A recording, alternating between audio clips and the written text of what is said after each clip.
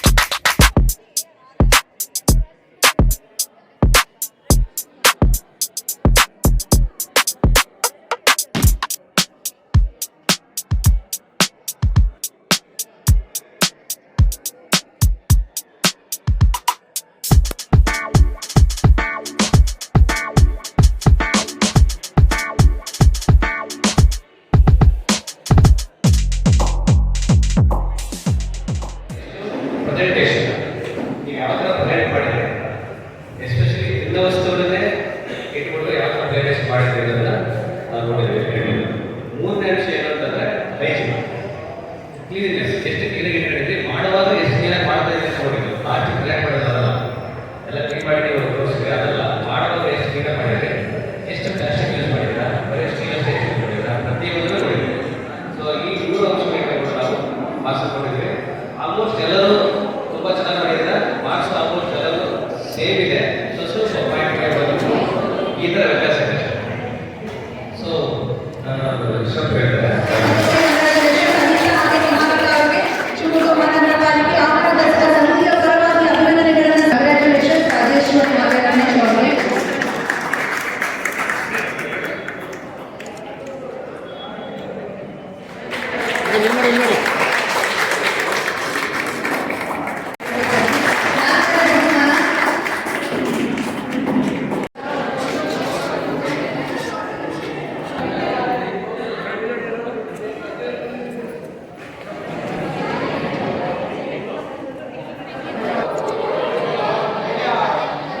ನಗರ ಪಾಲಿಕೆಯಿಂದ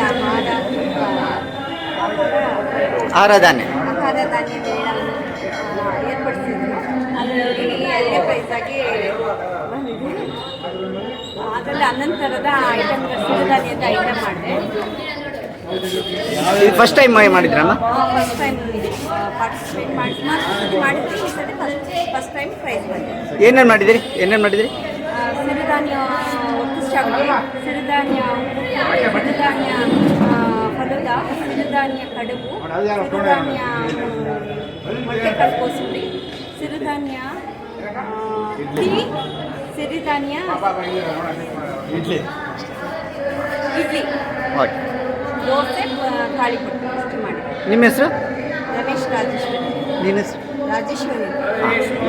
ನನ್ನ ಹೆಸರು ಅನಿತಾ ನೀಲಕಂಠ ಅಂತ. ನಾವು ಇದು ವರ್ಷದ 6ನೇ ಸಲ ಆಹಾರ ದಸರಾ ಪಾರ್ಟಿಸಿಪೇಟ್ ಮಾಡ್ತಾ ಇದ್ದೀವಿ. ಸ್ವಲ್ಪ ಜೋರಾಗೆ. ಆಹಾರ ದಸರಾದಲ್ಲಿ 6ನೇ ಸಲ ಭಾಗವಹಿಸ್ತಾ ಇರೋದು. ಪ್ರತಿ ಸಲ ಮೈಸೂರು ದಸರಾ ಹೇಗೆ ಆಚರಿಸ್ತಾರೆ ಅದೇ ರೀತಿ ಸಹಿತ ಅದೇ ವಿಜೃಂಭಣೆಯಿಂದ ಆಚರಿಸ್ತಾ ಇದ್ದಾರೆ. ಅವೆಲ್ಲ ನಮಗೆ ಒಂದು ಸಂತೋಷದ ವಿಷಯ. ಎಲ್ಲ ರೀತಿಯಾದಂತಹ ವಿವಿಧ ರಂಗಗಳಲ್ಲಿ ಆಹಾರ ಆಗಿರ್ಬೋದು, ಮಕ್ಕಳ ದಸರಾ ಆಗಿರ್ಬೋದು, ರಂಗ ದಸರಾ ಆಗಿರ್ಬೋದು, ಎಲ್ಲ ರೀತಿಯಲ್ಲೂ ವಿವಿಧ ಕ್ಷೇತ್ರಗಳಲ್ಲಿ ಅದನ್ನು ಆಯೋಜಿಸಿದ್ದಾರೆ.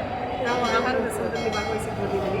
ಈ ಸಲ ಸಿರಿಧಾನ್ಯವನ್ನು ಇಟ್ಕೊಂಡು ಮಾಡುವಂಥ ಒಂದು ಆಹಾರವನ್ನು ರೆಡಿ ಮಾಡಲಿಕ್ಕೆ ಹೇಳಿದರು. ಗಂಡ ಹೆಂಡತಿ ಒಟ್ಟಿಗೆ ಕೂಡಿ ಮಾಡಲಿಕ್ಕೆ ಹೇಳಿದರು. ನಾವು ಅದರಲ್ಲಿ ರೀತಿಯಾದಂಥ ಐಟಮ್ಸ್ಗಳನ್ನು ಮಾಡಿದ್ದೀವಿ. ತುಂಬ ಖುಷಿ ಆಗ್ತಾ ಇದೆ ಮಾಡಲಿಕ್ಕೆ. ಇದನ್ನು ಆಯೋಜಿಸಿರುವಂಥ ಎಲ್ಲ ಅಧಿಕಾರಿಗಳಿಂದ ಯಾವ ಪ್ಲೇಸ್ ಬಂತ? First prize. ನಿಮ್ಮ ಹೆಸರು? ಅನಿತಾ.